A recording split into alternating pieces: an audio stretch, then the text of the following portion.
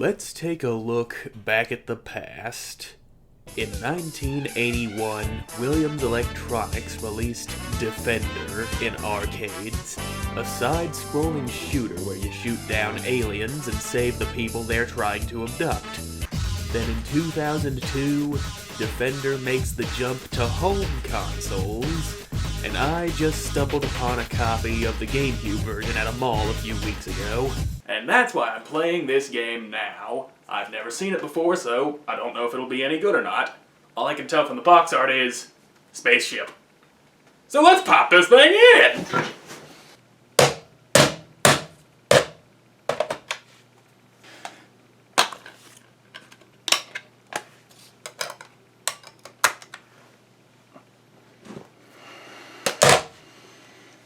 First thing you see is a very poor quality recording of people on Mars doing something, and then suddenly they're attacked by aliens.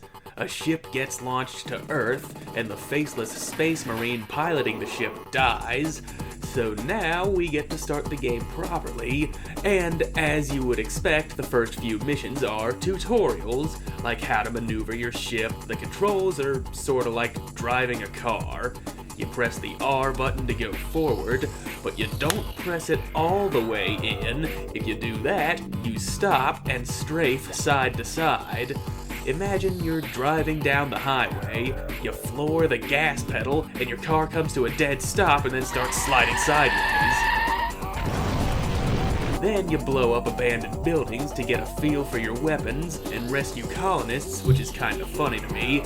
You swoop down and they just grab onto your ship. You're flying around at 1,000 miles an hour, getting shot at and pulling evasive maneuvers, while these poor guys are clinging to your landing gear for dear life until you drop them off at a safe zone.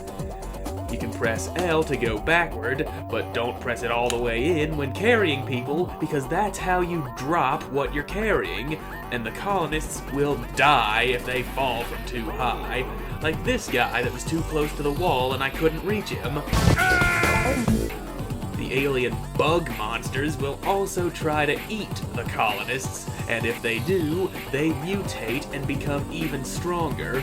And what's worse, if this happens, you get a big penalty to your score. Ordinarily, I wouldn't care about points, but at the end of each mission, the points you earn are converted into money that is used to buy upgrades for your weapons or extra lives. With the tutorials out of the way, the colony on Mars is attacked by the Manti. That's what the alien bugs are called. Guess which character is relevant to the plot? It's not him.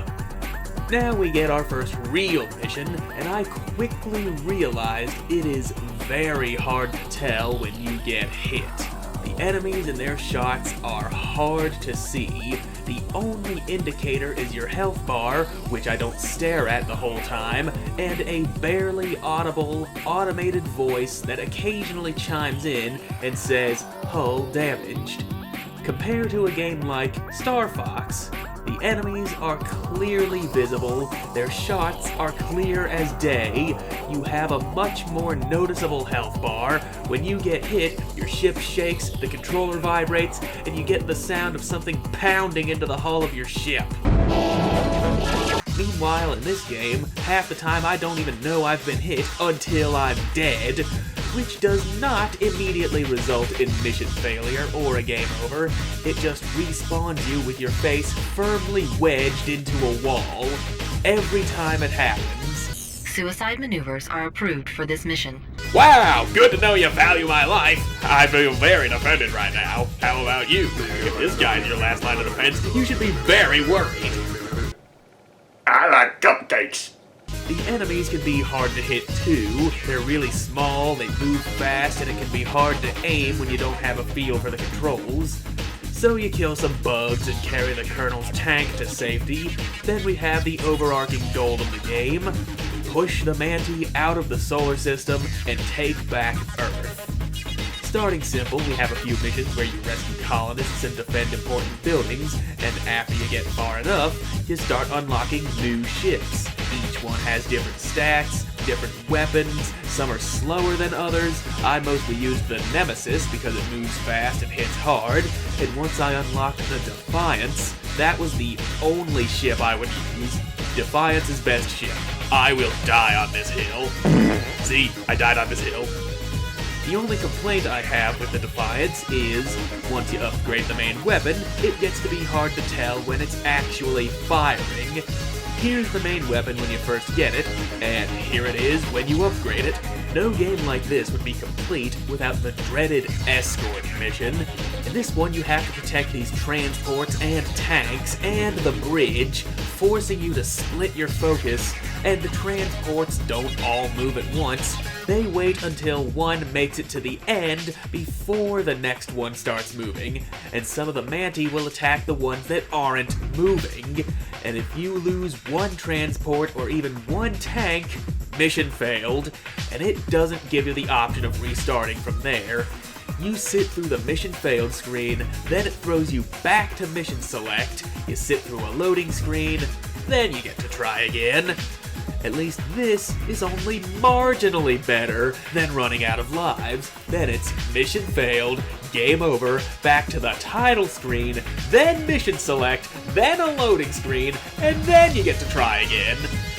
And if you think the one with the bridge is bad, there's another escort mission later where you have to protect a dropship, but you can't protect the dropship because you have to destroy the turrets to clear a path. But you can't destroy the turrets because colonists you haven't reached yet are being eaten, and if you go to save them, the dropship gets destroyed. Turrets down, ship's moving, and it's dead. Rush through and take out the turrets. Son of a! Almost there, gotta save this last colonist and I'm done. Damn it! The Colonel's battleship went down and now I have to save him. So let's pick him up and drop him off at this base and go back for the others. The Colonel is dead, Commander. Alright, let's drop him off safer this time because apparently a 1-foot drop is enough to make a tank explode. A lot of the time you have to defend the bases from a ground assault, and that means widows. They are very durable, and they hit hard. The way you're supposed to kill them is put a bunch of tanks in their way and let them take care of it, but the best way to kill them is to find the right distance so you can hit them without getting close enough to aggro them, and just watch them melt away. But this strategy will only get you so far when you have to protect the base from flying enemies too. This mission right here gave me more trouble than anything else in the game. Widows and air units trying to destroy the base. Then a dreadnought shows up and you have to kill that too, and this was made even more difficult thanks to a bug that automatically switched me back to a weapon that I had no ammo for. This is around the midpoint of the game. Why is there such a big difficulty spike in the middle of the game? War is hell. I know it wasn't a real war, but it still did this to me. I'll never be the same, Captain! Once I got past this mission, I had no trouble at all going forward. Every single mission after the one with the dreadnought, I beat on the first try. There were some that I thought I had screwed up, but still won. Defend satellites from kamikazes, take back a base on the moon and drive the Manti out. There's another escort mission where I have to take out turrets, but the enemies were much less aggressive in this one.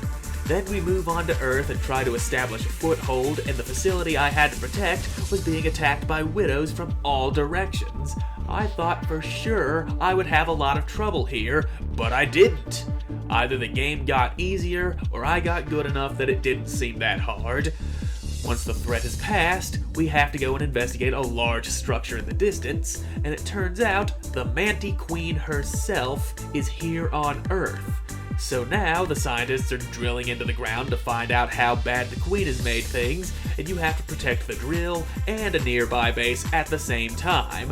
But if you kill the widows before the shields keeping them out of the base goes down, you have nothing to worry about. We find out the Queen has laid eggs inside the planet, all the way down to the core. So Earth is unsalvageable, but they have a plan for just such an emergency.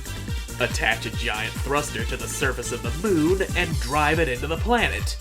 The final mission is to power up the generators and keep at least 4 of them up and running long enough to activate the thruster.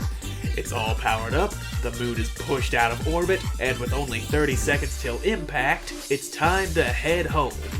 But the Manti are attacking the thruster, and so the Colonel fights them off to keep it up and running and sacrifices himself, which he really didn't have to do. I'll spare you a science lesson, but once the moon is pushed out of orbit, you don't need the thruster anymore. Gravity would do the rest of the work, especially if there's only 30 seconds to impact. So Colonel Adams got himself killed for nothing. Congratulations, stupid. I get that they were trying for an emotional ending here, but if you want me to feel something when a character dies, I have to actually care about them, and you can't really expect great storytelling from a game released in the early 2000s. As far as games from this time go, this one isn't terrible, but it isn't great. The control scheme is a little weird, but it's tight and responsive. They could have made important objects and enemies easier to see. They could have made it to where you could just restart the mission without having to be sent back to mission select once you failed, or included checkpoints.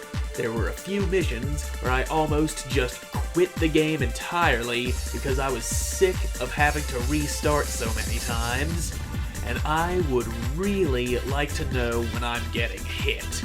The ships are cool, each one plays differently, and unlocking new ones as you go gives a sense of progression that I really like. In spite of its flaws, it's a competent vehicular combat sort of game, and if I had this game when I was a kid, I would have really liked it. So does that mean I'm gonna go back and play it again?